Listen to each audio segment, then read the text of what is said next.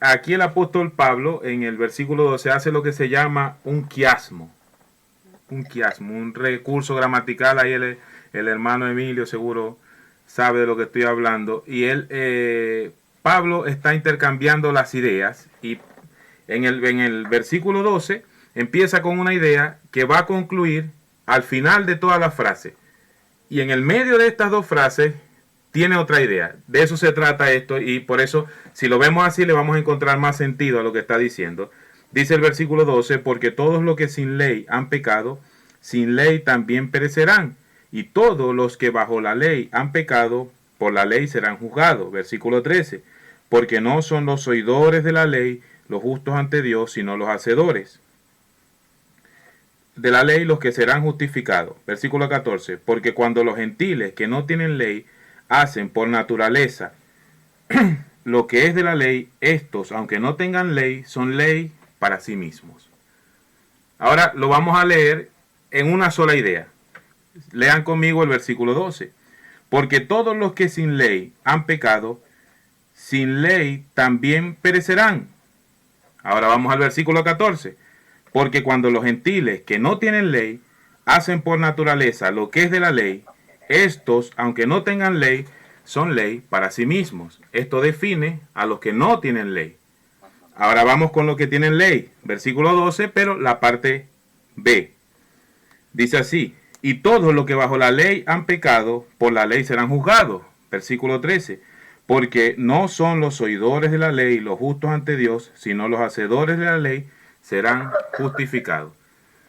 Es decir, en esos versículos se abordan dos tipos de personas, los que tienen ley y los que no tienen ley. Ahora, lo cumbre aquí es que tengan ley o no, todos seremos juzgados por Dios. Y seremos juzgados, estudiamos la semana pasada, conforme a nuestras obras. Anoté un comentario que decía, no es conocer la palabra, esto es parte del proceso, pero conocer la Escritura y creer en Cristo debería convertirnos en hacedores de la palabra. Nosotros tenemos la Biblia y creemos que la Biblia es la palabra de Dios. La conocemos porque la vemos todos los domingos, porque la vemos los miércoles, la vemos a diario, deberíamos estar indagando en ella, pero eso no es el fin. Eso nos llevó a un fin primario que fue creer en Jesús. Ahora, esa palabra debemos memorizarla, pero tampoco es el fin. El fin es que de nosotros salga naturalmente lo que la palabra nos pide. Ese es el fin, y esto para la gloria de Dios. Ahora, todos los que vinieron la semana pasada ya supieron lo que se habló la semana pasada. Yo sé que ustedes lo sabían, pero supongamos que no lo sabían. Ustedes vinieron la semana pasada y se enteraron lo que estaba pasando en Romanos capítulo 2 hasta el versículo 11 que vimos la semana pasada. La idea es que durante esta semana que pasó ya hayamos hecho los ajustes necesarios para que nuestra conducta se parezca más a la conducta dictada en Romanos capítulo 2 hasta el versículo 11. Si me estoy explicando bien, es decir, hasta donde vamos avanzando en la Escritura, la idea es que nuestra conducta se vaya adaptando a la Escritura paso a paso a medida vayamos conociendo, porque si vamos acumulando conocimiento, pero esto no lo transformamos en acciones, hay un problema que vamos a ver durante el estudio de hoy. ¿Hemos trabajado nosotros en la palabra para convertirla en acciones? Es la reflexión para comenzar. Es decir, lo que sabemos hasta ahora, nosotros lo hemos convertido en nuestro diario vivir. Santiago, capítulo 1, versículo 22, lo puede buscar, seguramente ya también conoce el texto, dice, pero sea hacedores de la palabra, y no solamente oidores, engañados a vosotros mismos, porque si alguno es oidor de la palabra, pero no hacedor de ella, este es semejante al hombre que se considera en un espejo su rostro natural, voy en el versículo 24, porque se considera a sí mismo y se va, y luego olvida cómo era. 25, mas el que mira atentamente en la perfecta ley, la de la libertad, y persevera en ella, no siendo oidor olvidadizo, sino hacedor de obra, este será bienaventurado en lo que hace. Ayer escuchaba una enseñanza del pastor MacArthur, que él decía, bueno, los espejos de la época debían ser algún trozo de algún metal. No sé si estaba perfeccionado el vidrio, no creo que no a ese punto. Algún trozo de algún metal.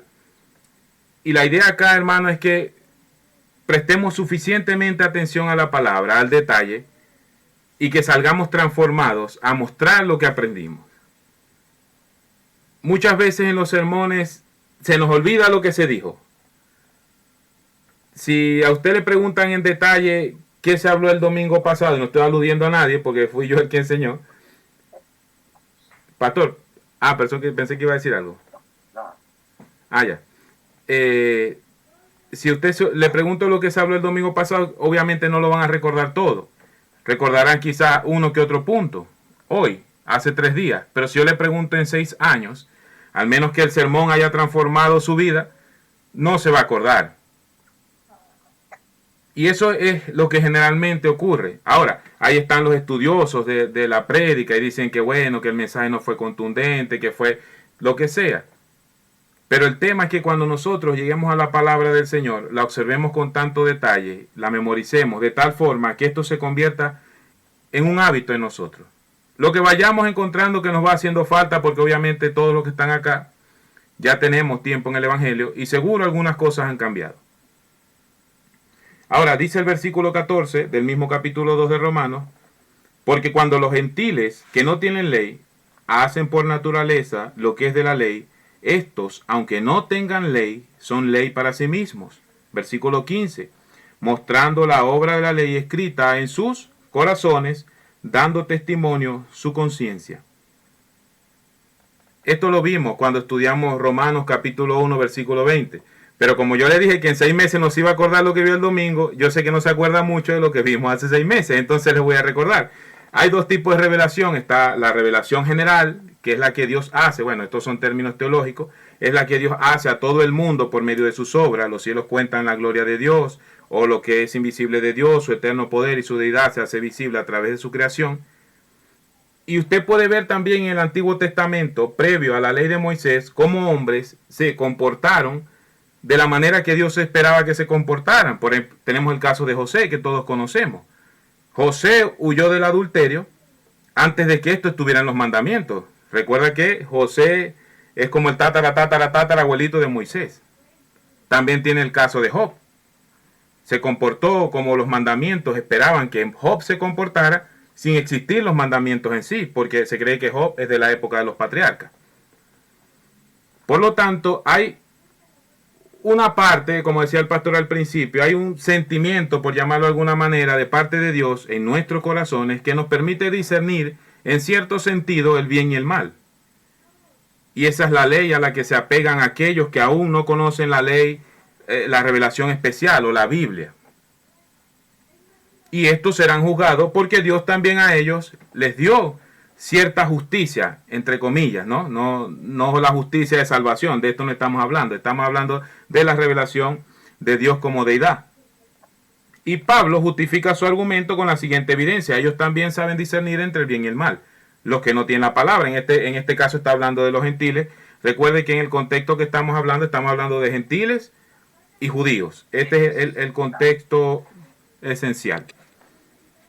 Y dice, y acusándolo, sigue diciendo el texto, o defendiéndolo, sus razonamientos en el día que que Dios jugará por Jesucristo los secretos de los hombres conforme a mi evangelio.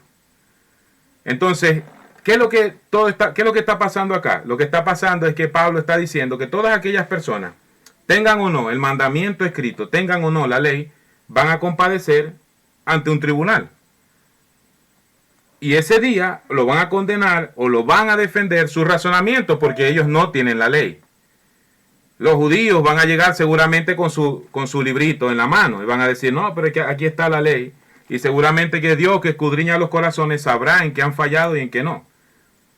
Y a partir de ahí se tomará el veredicto. Hola, Pamela.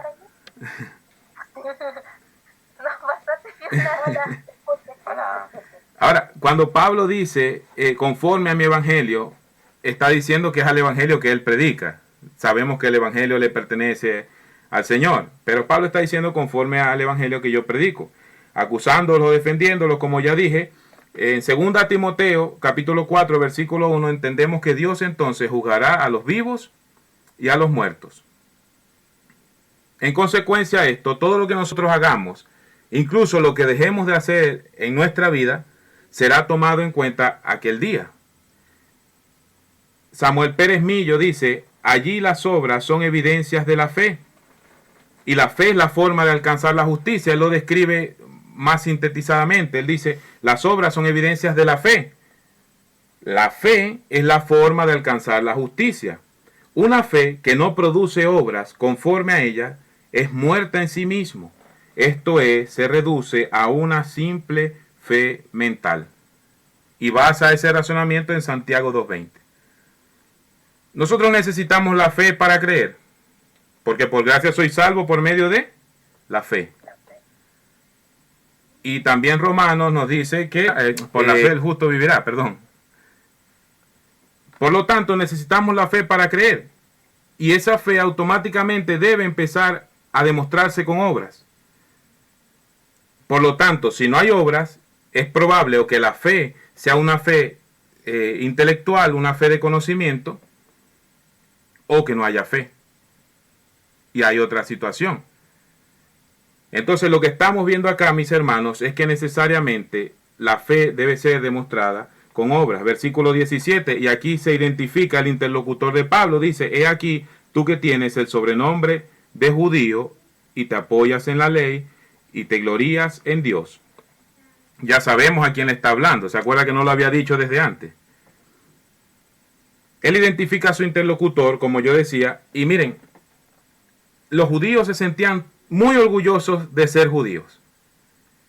Muy orgullosos. Estaban felices de haber sido el pueblo elegido por Dios para guardar la Escritura, el pueblo elegido por Dios para que de él viniera el Mesías, a tal punto que ellos llamaban perros a los gentiles. Ustedes lo saben, la Escritura lo dice así. El problema es que ellos no cumplían la ley. Ellos se apoyaban en la ley. Es como cuando vemos, no lo sé, autoridades como presidentes o cualquier autoridad que usted se imagine, que usan la ley, lo que les beneficia, lo usan para exceder lo que la ley les permite. Por ejemplo, estos que tienen inmunidad diplomática y usan la inmunidad diplomática para hacer cosas malas. Esto es lo que estaba pasando con los judíos. Pablo dice en el versículo 17, y te apoyas en la ley. No estaban cumpliendo la ley, estaban usando la ley como pretexto para mirar a los demás por debajo de ellos. Y eso era un problema. Dice el versículo 18, y conoce su voluntad, hablando de la ley, e instruido por la ley, apruebas lo mejor, y confía en que eres guía de ciego, luz de los que están en tinieblas, versículo 20, instructor de los indoctos, maestro de niños, que tienes en la ley la forma de la ciencia y la verdad. Y en el 21 viene una aplicación que nos conviene a nosotros entender el día de hoy. Tú pues, que enseñas a otro, ¿por qué no te enseñas a ti mismo? Dice Pablo. Tú que predicas que no se ha de hurtar, ¿hurtas? Tú que dices que no debes adulterar, ¿adulteras? Tú que abominas de los ídolos, ¿cometes sacrilegio? Tú que te jactas de la ley, con infracción de la ley, deshonras a Dios. Ahora miren, esto es un ejemplo de que en el reino del Señor la practicidad o el practicismo no es bueno. Miren, ellos no estaban haciendo cosas malas. Veamos desde el versículo 21. Tú que enseñas a otro, ¿está mal enseñar a otro? No, si eso es bueno. Es bueno enseñar a los demás. Tú que enseñas a otro, no te enseñas a ti mismo. Tú que predicas que no se debe hurtar. ¿Es malo enseñar que no se debe hurtar? No. Eso está bien, eso es bíblico. Tú que dices que no se ha de adulterar. Eso está bien. Tú que abominas a los ídolos. Está bien. El problema era que ellos lo enseñaban, pero no lo practicaban. Ahí está el problema. El problema no está en enseñarlo. Yo no quiero que mañana salgan todos de aquí diciendo, no, es que Ángel dijo que no debíamos enseñar, que no se debe hurtar. No, eso hay que seguirlo enseñando. El problema es que lo que enseñamos debería ser en nuestra vida también algo que ponemos en práctica. Una cosa que nosotros debemos imitar de los judíos es conocer la escritura como ellos la conocían, o por lo menos los contemporáneos en la época de Pablo, no sé ahora cómo será. Pero en esa época niños, antes de los 12 años, ya debían manejar muy bien su ley. Eso no pasa hoy en día. De hecho, hoy en día escucho a veces a padres decir, no, es que está muy pequeño. Yo me acuerdo que, mire, mi pastor, una vez le pregunté, el que me pastoreaba allá en Maracaibo, una vez le pregunté, pastor, ¿a qué edad tengo que empezar a corregir a Diego? Y me dice el pastor, bueno, cuando él ya se te ponga molesto por algunas cosas que, no sé, los niños hacen berrinches, los bebés incluso hacen, cuando él empieza a hacer esos berrinches, ya está listo para empezarse a corregir. Porque él ya te está mostrando lo que le molesta y lo que no le molesta. Entonces empezar a demostrar vos lo que a vos te molesta y lo que no le molesta. Nunca es demasiado temprano para empezar a enseñar la ley, a memorizar la ley, la escritura. Eso nunca es demasiado temprano. Al contrario, siempre es demasiado tarde cuando uno comienza. Pero debemos, juntamente con enseñar la ley, enseñar a cumplir la ley. Con enseñar la escritura, a que la escritura se vuelva una práctica constante en nuestros niños. En el caso de nosotros, mis hermanos, nosotros somos una iglesia bíblica bautista. Mire, templo bíblico sale primero que bautista. Y esto no, o sea, a nosotros no nos define el nombre. A nosotros no nos define un cartel fuera de la iglesia que diga bíblico bautista. Eso no nos define. Ni que nos hagamos poleras que digan bíblicos bautistas. Eso no nos define. A nosotros nos va a definir es en la dimensión, en lo que cumplimos o no, lo que ahí está escrito. Eso es lo que nos hace verdaderamente bíblicos. Nosotros podemos decir mil veces, somos bíblicos bautistas, somos bíblicos bautistas, somos bíblicos bautistas, pero si no nos comportamos como tales, difícilmente seamos creíbles. Nuestra credibilidad no existe. ¿Y qué significa comportarse como bíblicos? Hacer lo que dice la Biblia. Es como cuando preguntan, ¿y qué son los evangélicos? Bueno, los que viven conforme al evangelio. ¿O qué son los cristianos? Los que viven conforme a la obra de Cristo. Eso nos representa.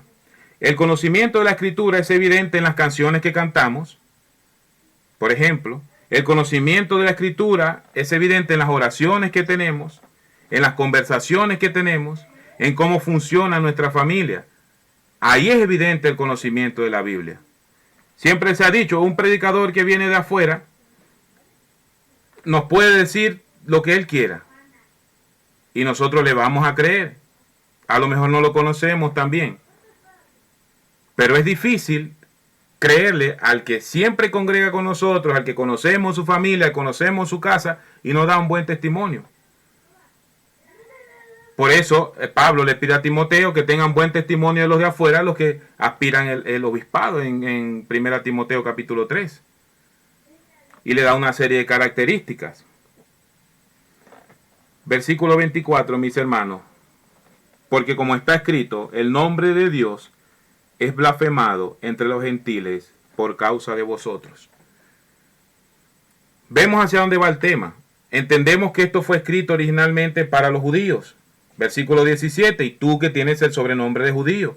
Y empieza a decir, tú has tenido la ley, tú eres el pueblo elegido por Dios, has tenido los profetas. ¿Y qué pasa con esas obras? ¿Y qué pasa con ese testimonio? Porque como está escrito, el nombre de Dios es blasfemado entre los gentiles por causa de vosotros. Ellos nos miran de arriba, decían los gentiles, porque ellos tienen la ley, nos miran por encima del hombro, pero no se comportan como tal. Esta es una de las acusaciones que yo considero más fuerte en la escritura, mis hermanos.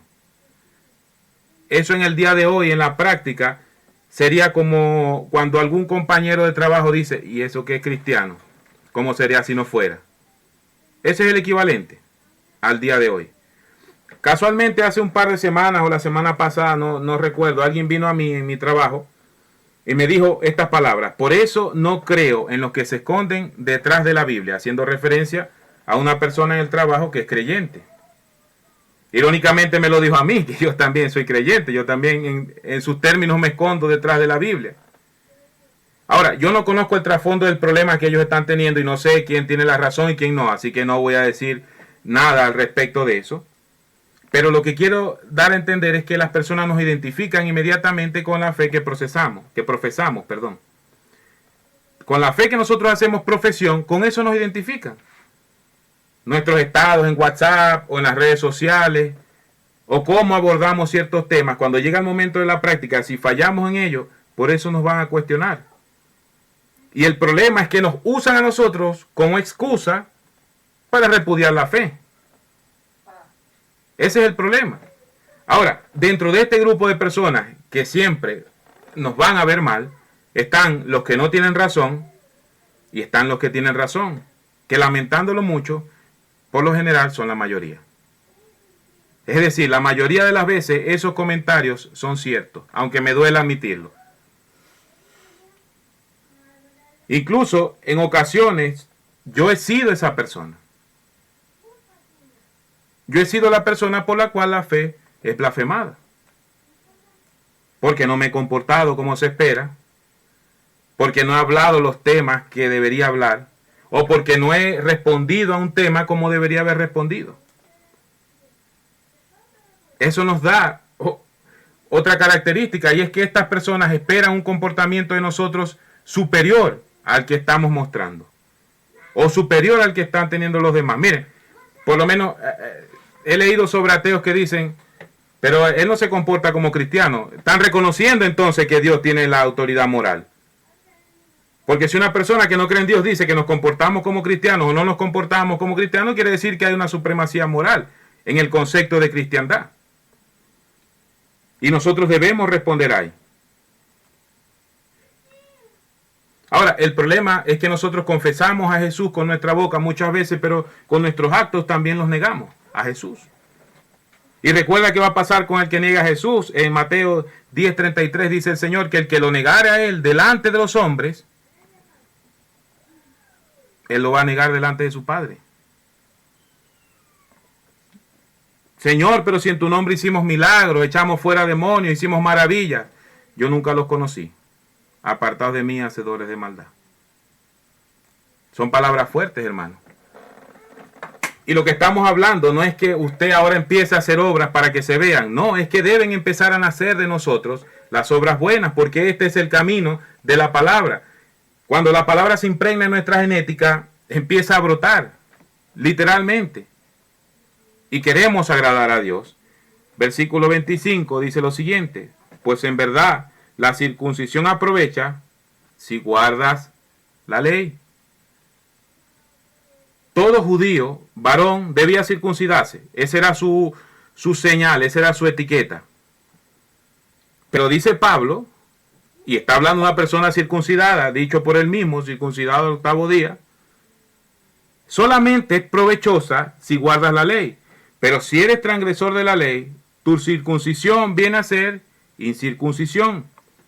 Si pues el incircunciso guardare las ordenanzas de la ley, ¿no será tenida su incircuncisión como circuncisión? Esto es una pregunta retórica, tiene respuesta clara y evidente. Es una pregunta que ya está respondida. Aquellos que están guardando el pacto por medio de una simple señal en su cuerpo, que claramente es la señal del pacto de Dios con ellos, y no están guardando la ley, es como si no fueran de ese pueblo. ¿De qué les sirve? Sí, en el fondo es eso. Todos sabemos, Génesis 17:9 empieza esto de la circuncisión y Dios le pide a Abraham que todos sus hijos sean circuncidados como señal. Y entre estos hombres que se circuncidaron, hubo hombres maravillosos, hermano, no me malinterprete, porque hubo grandes hombres dentro del pueblo de Dios. Hebreos capítulo 11, o la lista de los héroes de la fe. Y todos ellos hicieron lo que Dios mandó, el mismo Abraham, Noé, Moisés, en adelante todos los hombres que vinieron de ese pueblo, muchos de ellos hicieron grandes cosas, sirvieron al Señor con su vida. Los profetas, Daniel, un ejemplo a seguir, José, un ejemplo a seguir, el mismo Señor Jesucristo, los apóstoles, Pedro, Pablo, grandes hombres. Pero la mayoría la mayoría de ellos, sobre todo en el contexto de la época de Jesús, tenían un problema con cumplir lo que ellos mismos enseñaban.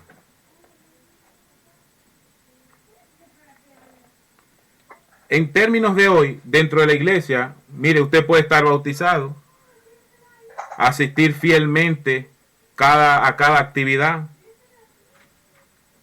Ahora, pero si usted sigue siendo, o yo sigo siendo la misma persona que era hace 10 años atrás, eso y nada nos vale.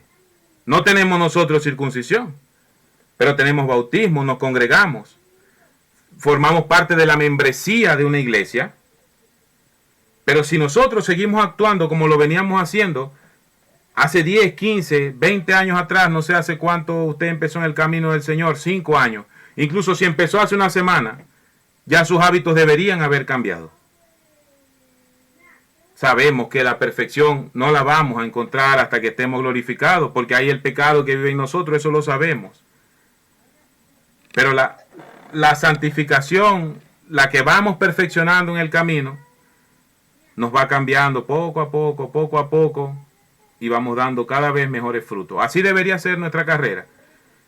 Y si yo miro, y como decía antes, me miro en el espejo y no detallo nada que no pueda trabajar, vuelvo a mirarse, porque seguro hay algo. Todos tenemos algo que podemos seguir trabajando.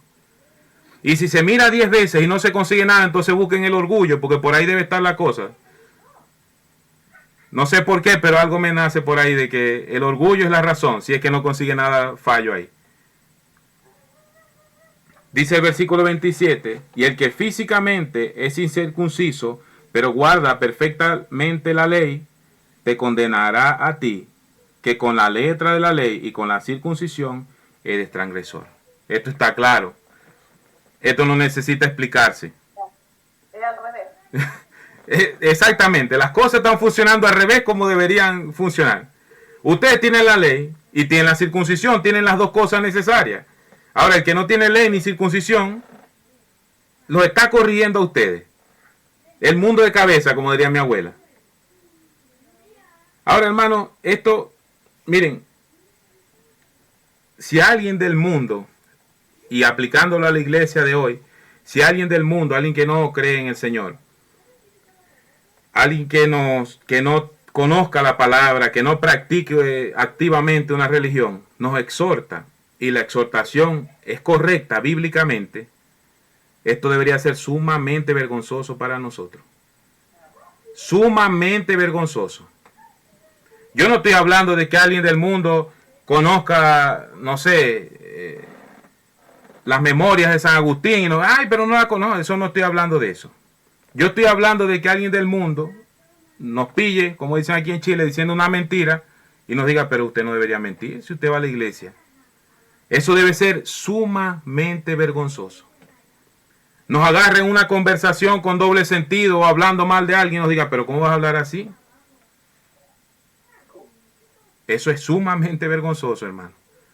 Obviamente va a haber quien le va a decir, no, pero es que usted tiene que amar de igual manera, aceptar a las personas LGBT o lo que sea, porque ustedes son cristianos. No, eso, la Biblia en eso nos acompaña y nos ampara, nos protege y nos da argumentos suficientes para aclararle a esa persona por qué estamos en contra de esas prácticas.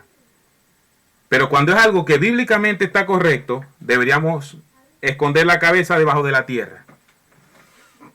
Pedirle perdón al Señor y acomodar de una vez esa actitud en nuestra vida. Hermanos, yo sé que se me pasó el tiempo, me quedan 2 versículos. No sé si me dan permiso y terminamos el... ¿Sí? Sí. ¿Me da permiso, pastor? Versículo 28. Sí, señor, sí, señor. Gracias. Miren, pues no es judío el que lo es exteriormente, versículo 28. Ni es la circuncisión la que se hace exteriormente en la carne, sino que es judío el que lo es en lo interior, y la circuncisión es la del corazón, en espíritu, no en la letra. La salvación, hermano, se hace evidente únicamente por las obras.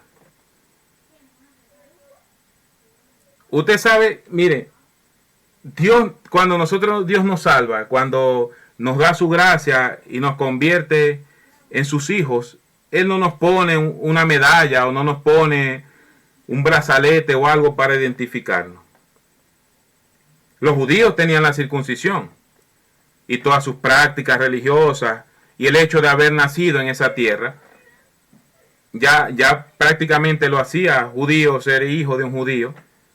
Nosotros no tenemos eso. A nosotros nos identifican nuestras obras, como lo vimos la vez pasada con el ejemplo del pasaporte. Pero la vida del cristiano tiene una función endógena, es decir, algo que nace dentro y poco a poco va aflorando y va aflorando y va aflorando y va a llegar el momento que va a ser irreconocible. Y mucha gente va a decir, pero bueno, este no era Ángel el que hacía esto y aquello y lo otro. Sí, él es. Pero ¿cómo ahora hace todo esto? Bueno, porque el Señor ha ido trabajando en su vida. Y en cada uno de nosotros el caso debe ser igual. Exteriormente, como lo dije anteriormente, usted puede ir todos los domingos, puede venir a todas las clases, identificarse con nosotros, tomar la cena del Señor con nosotros, ser miembro de la iglesia, ser miembro activo de la iglesia. Y mire ¿quién está diciendo esto? Lo está diciendo Pablo, hermano. Pablo, en Gálatas 1:11 al 14, él dice que en su época él aventajaba a muchos de sus compatriotas. En muchas cosas, dice Pablo. Gálatas capítulo 1, versículo 11 al 14. Él dice, yo era sobresaliente. Si habláramos de fútbol, yo era el que más goles hacía, dice Pablo. Y él está reflexionando y está diciendo, pero el verdadero judaísmo no se trata de eso. Se trata de lo que ocurre dentro de nosotros. Nicodemo era otro. Nicodemo, el famoso interlocutor del Señor Jesucristo en Juan capítulo 3. Principal de la sinagoga, Nicodemo era del Sanedrín. Era de la cúspide religiosa de la época, Nicodemo. Y Nicodemo agarró un día, fue a Jesús de noche y le dijo, Señor, ¿qué necesito para ir al cielo? El gran maestro, el principal dentro del Sanedrín. Miren que el Sanedrín lo componía la crema innata de los judíos. Sumos sacerdotes que ya habían entrado en el retiro, eminencias intelectuales de la ley. Y ahí estaba Nicodemo. Y un día fue y dijo, sabemos que eres un maestro enviado de arriba por las cosas que tú haces. Ayer en el mensaje que les comentaba, el pastor MacArthur decía, bueno, hacían muchos años que no ocurrían milagros porque pasaron los 400 años de silencio. De Miqueas hasta Juan el Bautista no había nada en Israel. Y Nicodemo dice, voy a ir, voy a preguntar qué pasa. Te es necesario nacer de nuevo, Nicodemo. Rabí, le dice a Jesús. A él le decían Rabí. A Nicodemo muchas veces debieron haberle dicho Rabí porque él era una persona de importancia dentro de los judíos. Y él reconoce a Jesús, maestro. Yo creo que usted sabe lo que dice. Ayúdeme con esta duda. Porque Nicodemo, su religión, lo tenía vacío. No había nada en él. Usted agarraba todo lo del Sanedrín y no hacía 10 pesos. Porque estaban vacíos. Porque no es judío el que lo es exteriormente. Yo le digo hoy a la iglesia, no es cristiano el que lo es exteriormente. ¿Usted cree que por hacer buenas obras, obras de caridad? Hermano, usted sabe quién hace obras de caridad, pero muchísimas. El Vaticano. Muchísimas. Hay millonarios ateos que son filántropos y hacen obras de caridad millonarias. En conclusión, termina el texto diciendo la alabanza del cual no viene de los hombres, sino de Dios. Hemos hablado ya bastante sobre nuestro testimonio, sobre cómo convertir esa fe que mora en nosotros, gracias al Señor, para la gloria de Jesucristo, que nos salvó, cómo convertirla en acción, cómo convivir con los hermanos dentro de la iglesia. Esto es importante. Cómo convivir con los que están fuera de la iglesia. Cómo debe lucir un cristiano. Ahora, acá hay un detalle. que usted a todos nosotros, incluso yo, a todos ustedes, lo puedo deslumbrar. Yo puedo agarrar, estudiar oratoria y tener un buen discurso. Yo puedo ir con textos bíblicos todos los domingos y maravillarlos. Pero ¿sabe a quién yo no engaño? Al Señor. Y dice la Escritura que Él va a juzgar los secretos de los hombres. Él va a ver hasta lo más profundo de la motivación. Hay una película sobre el rapto que vi hace bastante tiempo, que empezó el rapto, el arrebatamiento, todos iban yendo y quedó el pastor. Y el pastor después le explicaba a los demás, ¿no? Pero es que eso está en Apocalipsis y esto ocurre así, el Señor viene hasta las nubes. Pero, ay, ¿usted cómo sabe tanto? No, yo era el pastor de la iglesia, se fueron las ovejas y él se quedó. Hermano, usted no lo califican los hermanos de la iglesia. A nosotros no nos califica el pastor. Ellos califican nuestras obras, nuestra conducta. Pero a usted lo califica el Señor. Dice Colosenses, y todo lo que hagáis, hacedlo de corazón, como para el Señor y no para los hombres. Hemos visto un llamado en Romanos capítulo 2 a nuestra conducta, a nuestras obras, a cómo comportarnos. Pero hacerlo para el Señor, no para los hombres, sabiendo que del Señor recibiréis la recompensa de la herencia, porque a Cristo el Señor servís. Somos nosotros las manos y los pies del Señor en la tierra. Como dije el domingo, la iglesia del Dios viviente, columna y baluarte de la verdad. Y la verdad en todo, incluyendo nuestra conducta. Si hay algo que yo no estoy haciendo bien, no debo simular que lo estoy haciendo bien. Debo ir donde el pastor, donde mi líder, ayúdeme. Tengo un problema con esto, no lo estoy haciendo bien. ¿Cómo hago para mejorarlo? Hace un tiempo, yo estaba haciendo algo mal, hace algunos años, y me acerqué a un amigo, contemporáneo de mi edad.